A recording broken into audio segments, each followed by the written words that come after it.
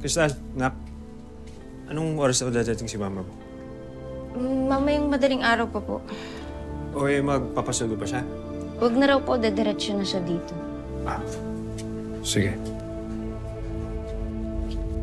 Mag-usap nga tayo bago dumating si Mama. May aasikasuhin ako. Pwede mamaya na. Patungkol to kay Jenny. Ano namang problema? Paalam ko na ang tungkol sa inyong dalawa. Huwag mo na akong lukuhin pa. Buko ko na kayong dalawa.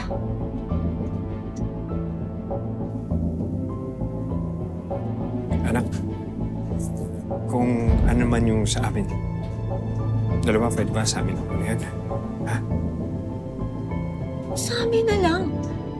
Si Mama! Paano si Mama? Buong buhay siyang nagsakripisyo para sa ating dalawa. Tapos ganyan ang isasalubong mo sa kanya? Kung di mo kayang palayasin dito yung babaeng yun, ako mismo ang magpapalaya sa kanya. Kung gusto mo, tatawagin ko pa. Jenny! Anak. Jenny! Jenny, bumaba ka nga dito! Kung may hiya ka talaga, aalis ka dito bago dumating si Mama! Mga baboy kayo! Anak! Tama na. Hindi mo naman alam yung sinasabi mo eh.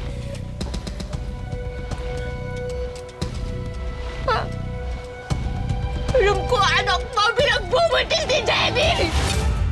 Kaya nga dapat hindi siya umalis dito. Naiintindihan mo? Kaganyan pa. Tindihin mo na lang muna yun. Jenny! Jenny! Jenny! Jenny! Jenny!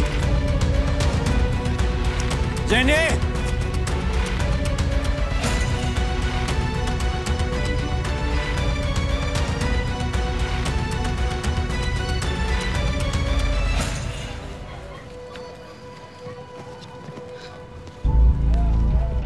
Jenny!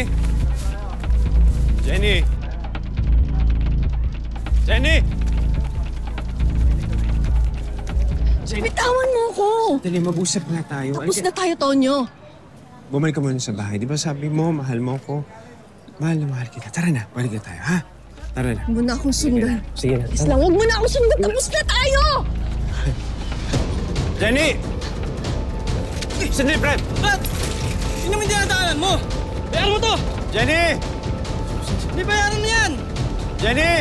Dahil lang, pabalik ka nga tayo. Hoy, Dad, na! Maraming salamat sa pagsama sa ating istorya sa Tadhana. Nakaka-relate ka ba sa ating mga bida? Nako, i-comment mo na yan para sa iba't ibang kwento na punong-puno ng pag-asa at inspirasyon. Mag-subscribe na sa GMA Public Affairs at YouTube channel. I-click na rin ang bell button para lagi kang updated sa pinakabagong storya ng Tadhana.